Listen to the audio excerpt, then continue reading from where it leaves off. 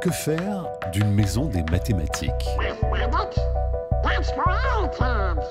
Oh my god, math. Jag hatar matte. On dit que les maths, avec la physique et l'informatique, ont changé le monde. 12, 11, 10, 9, ignition sequence start, 6, 5.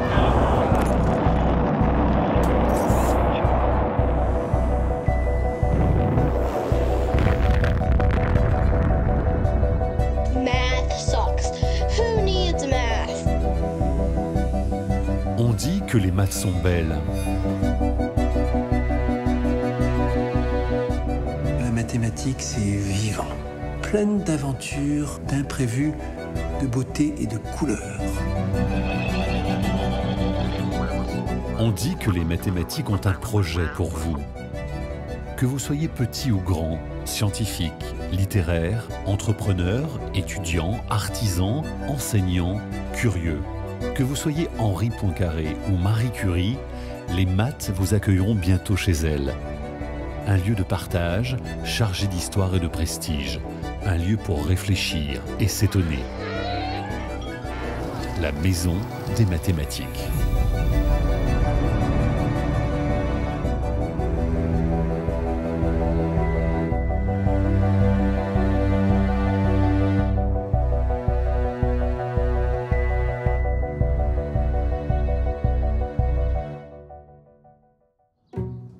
L'histoire de la maison des mathématiques commence sur le campus Pierre et Marie Curie, à Paris. Un bâtiment presque centenaire va entamer une métamorphose.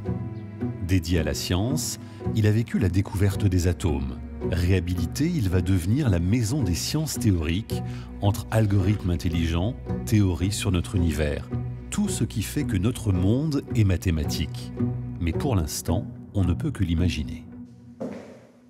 Aujourd'hui, on entre dans le bâtiment Perrin, mais demain, enfin, dans quelques années, on entrera dans la maison des mathématiques. Tout le monde entrera par là. Et puis ici, chercheurs iront à droite. Et tous les autres, ceux qui viendront visiter la maison, sous le regard bienveillant de Jean Perrin, partiront à gauche.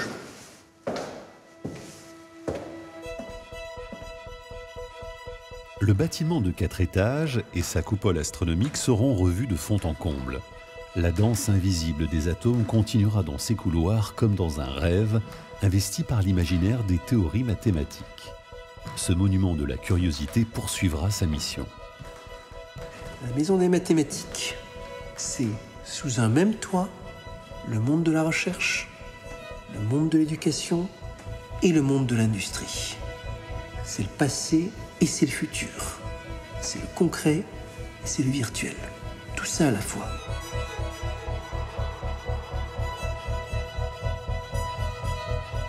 Ce que j'attends le plus de ce projet, c'est permettre à davantage de chercheurs de mathématiques français et internationaux de se rencontrer, d'échanger, de travailler ensemble, d'accueillir beaucoup d'enfants, beaucoup de jeunes, beaucoup de citoyens pour mieux comprendre ce que sont les mathématiques, comment se font les mathématiques et à quoi servent les mathématiques.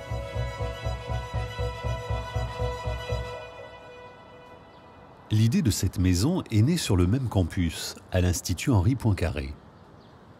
Un lieu qui a fait se rencontrer depuis longtemps les plus grands chercheurs, qu'ils soient mathématiciens ou physiciens.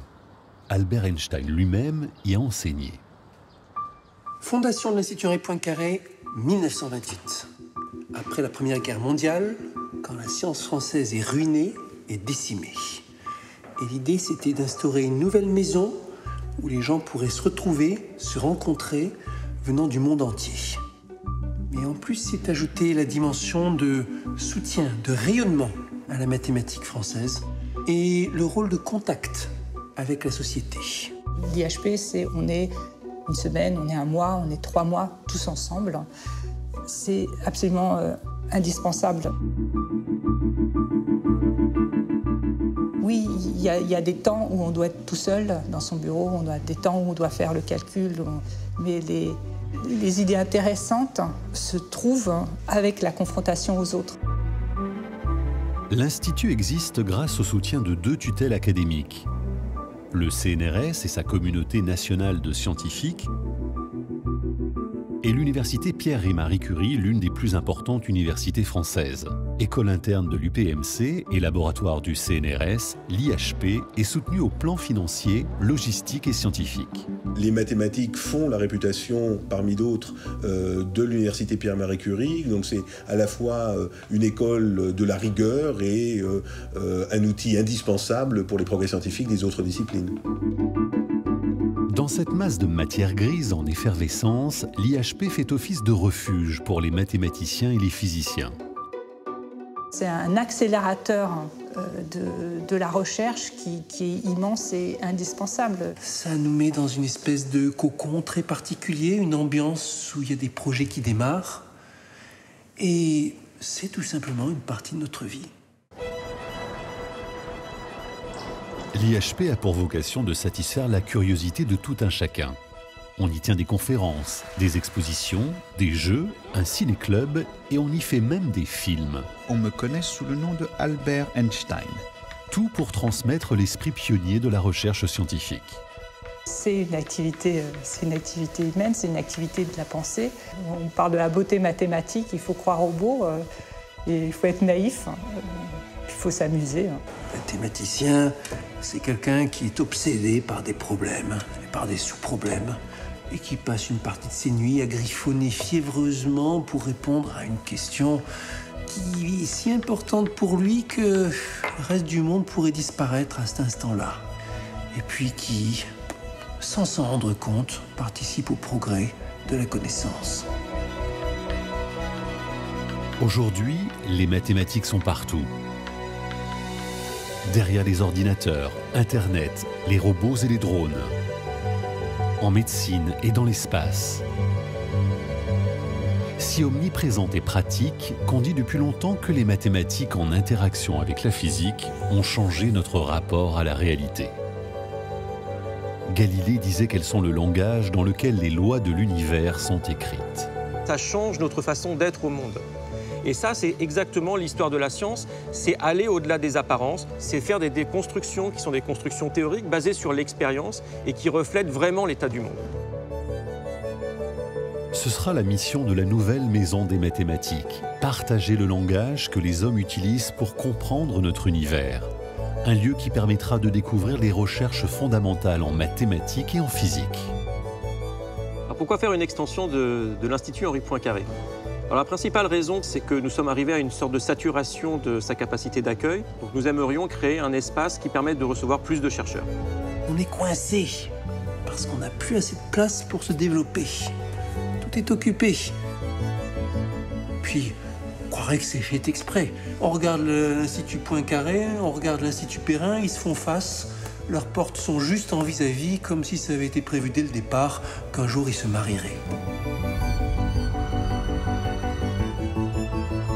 L'extension, elle nous permettra d'accueillir nos visiteurs avec plus de confort, d'en accueillir davantage et de mener une politique scientifique avec une vraie marge pour la stratégie. Il y aura des bureaux, des salles de cours et de conférences, mais pas seulement. Au cœur de la maison se trouvera un lieu ouvert à tous. Il y aura un grand espace qui sera dédié à la rencontre entre la science et la société. Entrer dans la maison des mathématiques, ce sera comme pénétrer dans le monde intime des sciences et de l'univers mystérieux qu'elles révèlent. Le musée que l'on va créer dans cet institut, c'est un format qui n'existe nulle part ailleurs. Un musée qui est dans un centre de recherche, eh bien, quand les visiteurs vont arriver, ils vont croiser des chercheurs et on va pouvoir donner un petit peu cette atmosphère. Le salon de thé d'époque continuera à servir de lieu de rencontre et à faire foisonner l'échange des idées. Au sein de la Maison des mathématiques, ce sera la pièce qui donnera des informations sur tout ce qui a fait le partage des sciences mathématiques à travers les âges, avec des évocations de la diffusion des sciences mathématiques à travers le temps et l'espace, évocation des rencontres, des séminaires, des cours. L'amphithéâtre, rénové à l'identique, offrira un lieu authentique pour l'échange entre le public, les mathématiciens et les physiciens. Ici, on va exposer une démarche, une façon d'être, une façon de faire la science. Il va falloir trouver une sorte de médiation qui mette le visiteur en situation de réfléchir à des problèmes et d'avoir sa propre démarche de réflexion. Je crois que c'est probablement le projet d'intégrer le musée dans l'extension de l'Institut Henri Poincaré qui a été l'élément qui m'a le plus convaincu de la pertinence du projet. Dans les entrailles du bâtiment, un espace nous emmènera, grâce à la magie du virtuel, au plus profond des théories mathématiques. Il s'appellera Alice, comme Alice au pays des merveilles. On a choisi ce terme parce que Alice va de l'autre côté du miroir, elle découvre une autre réalité. On va être transporté dans des mondes mathématiques, dans des mondes physiques qui sont des mondes non intuitifs pour finalement découvrir une autre facette de la réalité. Les longs couloirs du bâtiment garderont bien leur mystère et pourront tisser les liens entre les disciplines. Celui-là sera le couloir de l'espace et du temps. En traversant ce couloir, on va traverser l'histoire de la philosophie, des mathématiques, de la physique, de l'astronomie et aussi de l'importance de comprendre des concepts fondamentaux pour la société. C'est un bâtiment qui va principalement incarner une démarche, la démarche scientifique.